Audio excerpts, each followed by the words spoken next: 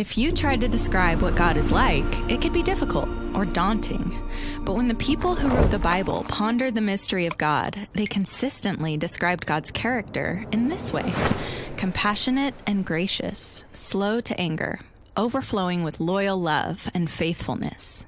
We're going to look at this last characteristic of God. It's the Hebrew word emet, which can be translated as faithfulness or even truth. It's related to another word you've probably heard before, amen, which is an untranslated Hebrew expression meaning that's truth.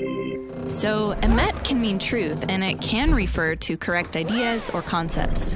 This is because emet has to do with stability and reliability, like when Moses holds up his hands for hours to defeat Israel's enemies, the Amalekites.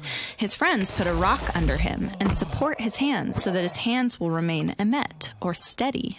When emet is used of people, it describes reliable and stable character, or trustworthiness.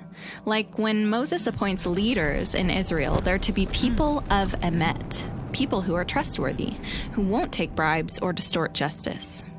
So to say that God is full of emet doesn't just mean that God tells the truth or stands for truth. It means that God is faithful and trustworthy. This is why Moses calls God a rock, saying that he's faithful, just, and upright. He's saying that he can trust God to be consistent to his character. And the Hebrew word for trust is actually the verb form of the word emet. It's he'emin. It can be translated as to believe or to have faith, but most basically it means to consider someone trustworthy or to trust. The first person we meet in the Bible who considers God to be trustworthy is Abraham. God makes a promise that Abraham and his wife Sarah will have a huge family and that through them, all nations will experience God's blessing.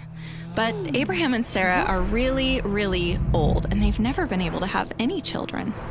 And yet, in the face of these challenges, Abraham he'emins God. He considers God trustworthy to open a way forward. And God does show emet to Abraham and Sarah. In just 4 generations, their descendants form a whole nation called Israel. And God invites Israel into a trusting and faithful relationship. And when God leads them out of slavery in Egypt, Israel he'emins in God. They trust and rely on him.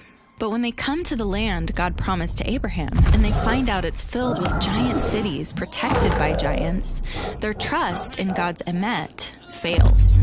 But eventually, we meet an Israelite who does trust God in the face of giants. It's David.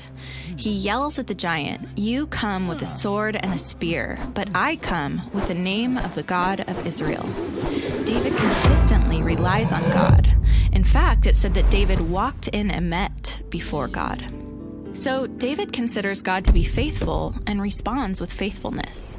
This is why God promises to raise up a faithful descendant of David, whose kingdom will endure forever, or in Hebrew, have emet. This faithful king will become the source of trust and stability for others forever.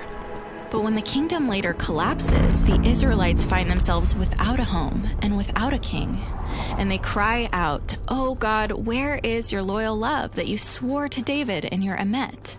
They're accusing God of abandoning his promises to Abraham and to David. Is God trustworthy? Is he faithful after all? The first line of the New Testament is an answer to that question. This is the lineage of Jesus the Messiah, the son of David, the son of Abraham. In other words, through Jesus, God fulfills his promises. Or as Paul says, Jesus came on behalf of God's faithfulness. He is the faithful king whose kingdom will endure forever and who invites all nations to trust God. Now, trusting anyone is risky. It's hard to know if anyone is really full of emet. But the biblical story portrays a God who's been faithful all along and whose promises were fulfilled in the story of Jesus. And so as we look out at the obstacles facing us and our world, we're invited to take that same risk and join Abraham, David, and the people of God in trusting that God is overflowing with faithfulness.